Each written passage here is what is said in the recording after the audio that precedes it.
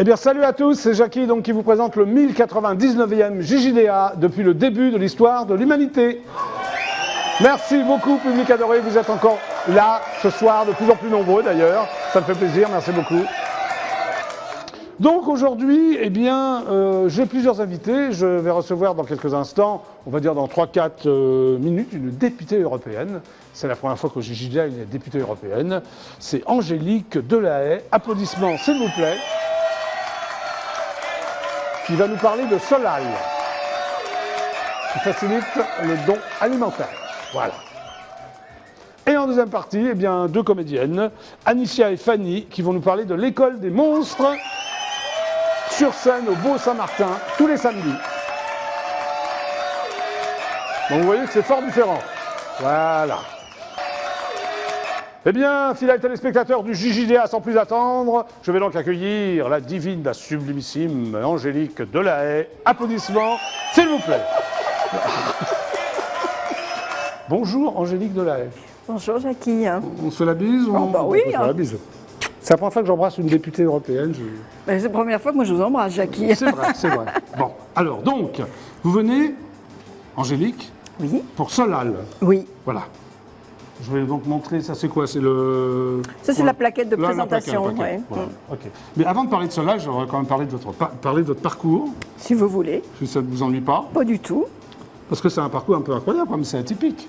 Ah, c'est vous qui le dites. Oui, alors vous êtes donc présidente de Solal, et ça Oui. c'est, là nous sommes en 2015.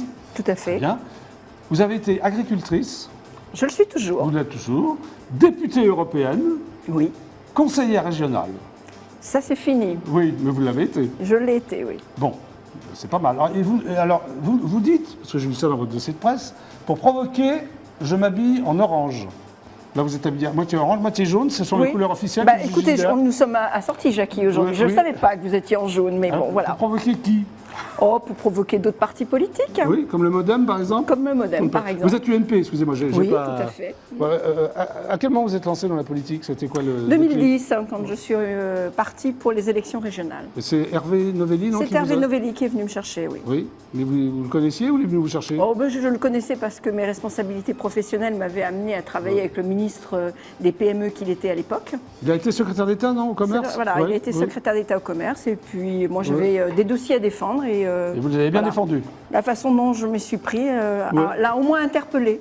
Vous êtes aussi une ancienne, ou peut-être récente, je ne sais pas, syndicaliste agricole. Je l'ai été pendant 20 ans, oui. Vous l'êtes plus, pourquoi alors? Parce que je suis partie en politique. Voilà, Oui. c'est deux univers différents. Je suis passée de l'un à l'autre. Ok. Donc vous Tout avez quitté simplement. le syndicalisme Voilà, pour, pour entrer épouser- en politique. Pour entrer en politique. Ok. Donc vous êtes né à Lyon. Oui. Pourquoi? Ah, parce que mes parents sont de cette région êtes lyonnaise, et que mon père et ma mère faisaient leurs études à Lyon et voilà. Ok. C'est comme ça que je suis née. Et vous avez donc grandi à Évry? J'ai grandi en région parisienne. Parce que Oui. vos parents ont émigré à Évry? Oui, tout de suite après ma naissance, ils sont partis en région Vous êtes parisienne. combien de temps là? C'est en banlieue, Évry, 20 c'est la ans, banlieue. 20 ans, oui. 20 ans. Oh, une très jolie banlieue. Vous hein. avez de bons souvenirs d'Évry? Ah oui, oui, oui. Très bien. Donc alors en 2001, vous dirigez Légumes de France. Ça, Alors, c'était mon mandat de syndicaliste agricole. Alors c'est quoi Légumes de France? Légumes de France, c'est une fédération professionnelle qui Oui. défend les intérêts des producteurs de légumes, Oui. fait valoir leurs attentes, leurs besoins, leur contribution à la société. Oui. Et La vous êtes façon- resté combien de temps Je suis restée 20 ans à Légumes de France, dont C'est 11 énorme. ans de présidence. Voilà. Ah oui, vous êtes donc présidente de Légumes de France. Oui, Je j'ai m'adresse été donc à la réélue. présidente. Oui, Ouais. j'ai été élue 11 fois d'affilée présidente des Légumes de France. Et vous avez quitté. J'ai quitté pour entrer en politique. Donc justement, donc en 2010, c'est ça, vous vous lancez Tout à fait, je dans me- la politique. Voilà. Tout à fait. Mais il y a eu un déclic ou alors qu'est-ce qui s'est passé dans Non, votre je tête pense que l'expérience que Ouais. j'avais acquis au Ouais. cours de mon mandat professionnel m'amenait naturellement à défendre Ouais. le milieu économique sous d'autres sphères et particulièrement à Bruxelles. D'accord, très bien, parfait. Mais vous n'êtes pas écolo alors? Vous Oh, êtes UMP, les- le nouveau parti politique? L'écologie, à mon avis, n'est pas l'avatar d'un parti politique. Du tout. Nous devrions tous être écologistes. Oui, hein. bien sûr, mais vous avez raison. Très bien. Voilà. Bonne réponse. Mais les agriculteurs sont les premiers écologistes. Alors, donc, c'est à cette époque, vous avez été conseiller régional, c'est ça? voilà, de 2010 à 2014. De quelle région, la Touraine? La région centre, Val-de-Loire. Val-de-Loire, très bien. Alors, vous êtes retrouvée agricultrice, parce que votre époux était maraîcher, oui, c'est ça? voilà, quand on épouse un maraîcher, souvent on devient maraîchère. Voilà. Donc, vous êtes maraîchère, vous vous considérez comme maraîchère? Ah oui, parce que c'est pas la même chose? Ah, les maraîchers font partie du milieu agricole. D'accord. Comme les horticulteurs, Et comme votre les époux est viticulteurs. toujours maraîcher? Oui, c'est lui qui dirige l'entreprise maintenant, effectivement. Très bien. Mais vous m'avez dit au début de l'interview, vous êtes encore agricultrice, vous avez oui, le temps? Oui.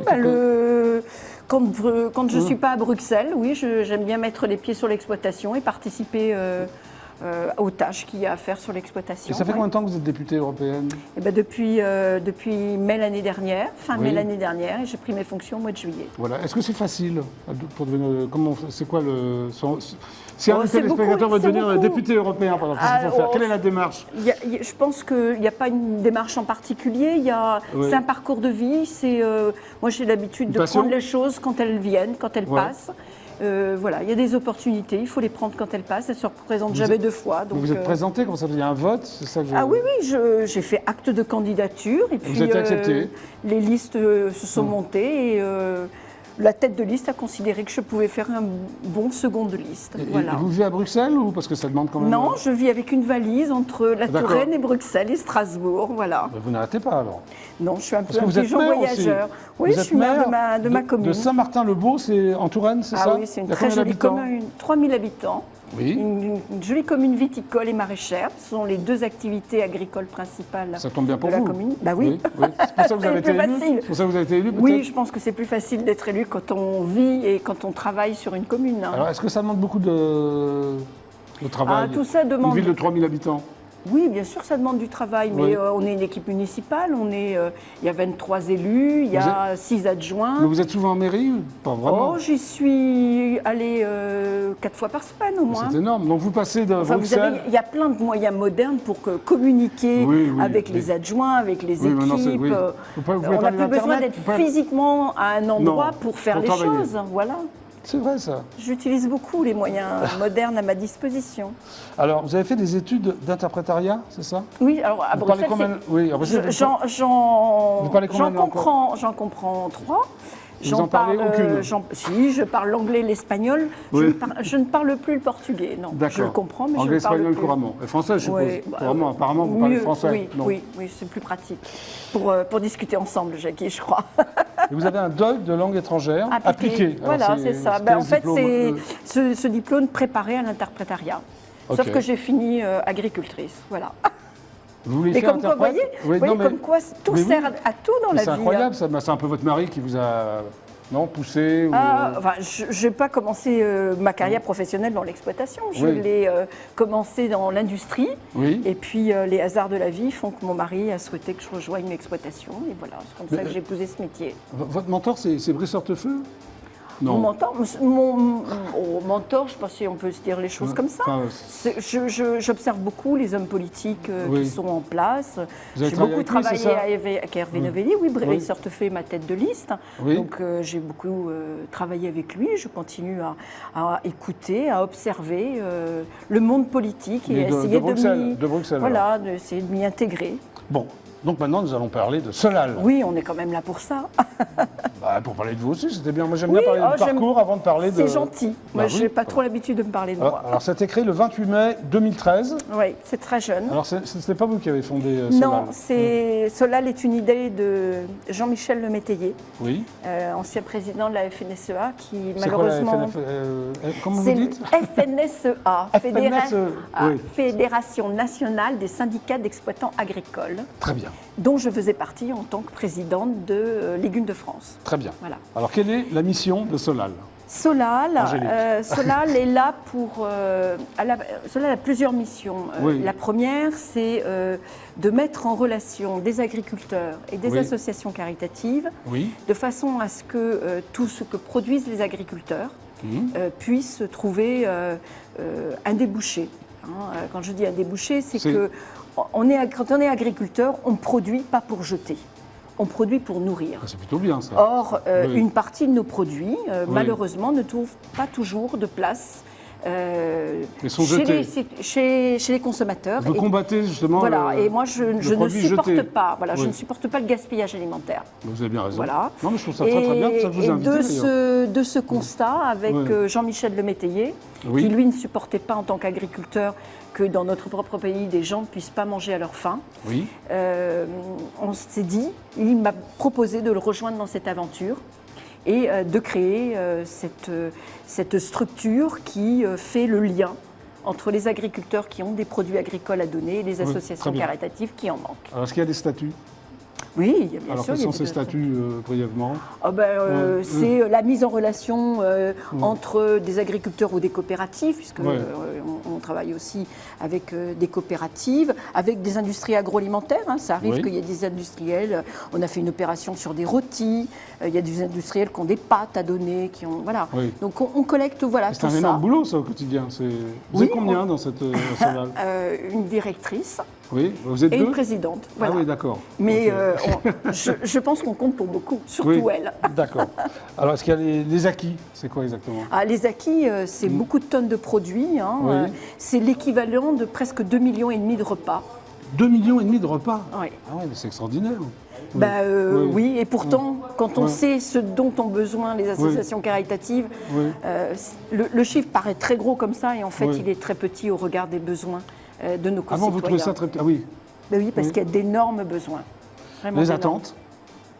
Les attentes, c'est de développer Solal, de faire en sorte que dans la lutte contre le gaspillage alimentaire, on puisse créer partout dans les régions françaises des antennes Solal qui localement collecteraient des produits agricoles pour les redonner localement à des associations caritatives. Parce que l'objectif, c'est pas de promener les produits sur des milliers de kilomètres, c'est d'essayer de s'approvisionner localement et de faire en sorte que tout ce qui est produit, que ce soit des fruits, des légumes, des œufs, du lait, de la viande, puisse nourrir quelqu'un qu'il ait ou pas les moyens de se l'acheter. Très bien. Alors, est-ce que vous travaillez avec un ministre de la majorité ? Bon, écoutez, on a beaucoup travaillé dans le cadre de la lutte contre le gaspillage alimentaire avec le secrétaire d'État Guillaume Garot, qui est quelqu'un à qui j'ai proposé de travailler sur la lutte contre le gaspillage alimentaire en 2012, juste après son élection, parce que j'avais commencé ce combat en 2011. C'est bien, ça. Parce que nous avions subi dans mon secteur d'activité qui était la production légumière une crise sanitaire très importante qui avait fait d'ailleurs un certain nombre de morts en Allemagne et qui nous a contraints à jeter des tonnes et des tonnes de produits, et je me suis dit que plus jamais on ne devait revivre une situation pareille. Et Solal, justement, sur cet exemple-là... C'est quoi Solal, d'ailleurs ? Solidarité agricole, des industries agricoles et agroalimentaires, des producteurs agricoles et alimentaires. Oui. Alors, comment se répartissent les dons ? Alors, on centralise les dons, c'est-à-dire qu'un agriculteur qui a quelque chose à donner, maintenant on commence à être un peu connu dans le milieu agricole, envoie un fax. Très bien. Nous, on fait ce qu'on appelle on caractérise le don, c'est-à-dire on dit dans quel conditionnement c'est, quelle qualité de produit c'est, et on le propose à toutes les associations qui sont agréées. Et chacune dit moi j'en veux tant, moi j'en veux tant, j'en veux tant, et on fait la répartition de façon à ce que l'agriculteur ne s'occupe de rien, parce que souvent quand il a donné, de tout. Voilà, il s'occupe de rien et on s'occupe de tout. Il y a quelqu'un qui disait ça. Oui, bon, ça fonctionne bien, Solal. Ça pourrait fonctionner mieux, c'est ça, non ? Voilà, on aimerait que ça prenne, plus d'ampleur parce que on jette encore des choses. Un dernier mot aux téléspectateurs du JJDA sur Solal ? Solal, si vous connaissez des agriculteurs, dites-leur qu'on est là, qu'on est là pour les aider à donner, parce qu'il y a des Français qui ne mangent pas leur faim tous les jours, et ça, c'est pas acceptable. Ok. Merci. Merci, Jackie. Merci d'être venu au JJDA. Écoutez, je suis ravie. Et merci de l'invitation. Très bien. En tout cas, c'est très bien. Jaune et orange, ça vous va comme un gant, c'est ça. Je dirais pas comme un gant, quand même. Merci. Au plaisir, Jackie. On se la bise pour dire au revoir. Bien sûr. Voilà. Merci, Angélique. Au revoir aux téléspectateurs. Ah, mais vous pourriez faire animatrice. Hein. Le regard caméra, au revoir aux téléspectateurs et tout. À bientôt. À bientôt. C'était donc Angélique Delahaye, députée européenne, qui nous a parlé de Solal.